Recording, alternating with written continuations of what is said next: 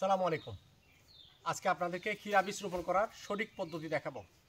আমার হাতে ক্ষীরা বীজ আছে, আমি এখন আমার তৈরি করে এই গর্তে ক্ষীরা বীজ রোপণ করব।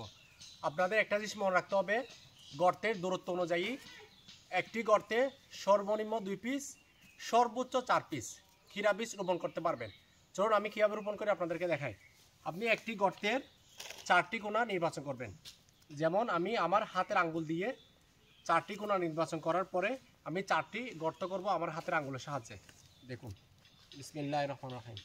1টি, 2টি, 3টি, 4টি।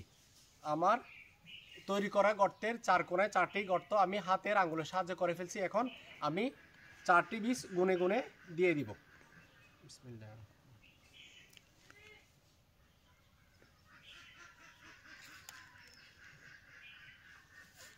তারপর আপনার হাতের সাহায্যে সুন্দরভাবে এভাবে হালকা করে মাটি দিয়ে দিবেন। বেশি চাপাচাপি করার একদম কোনো প্রয়োজন নেই। ক্ষীরা বীজ রোপণ হয়ে গেছে। এখন সুন্দরভাবে আপনার বীজগুলো আল্লাহ যদি রহমত দান করে সুন্দরভাবে উঠবে।